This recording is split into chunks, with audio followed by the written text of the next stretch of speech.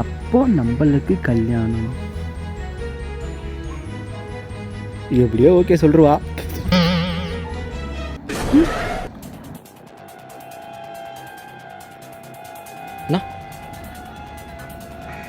நான் English report பச்சு தமிழில் சொன்னா தெரிலப்பா.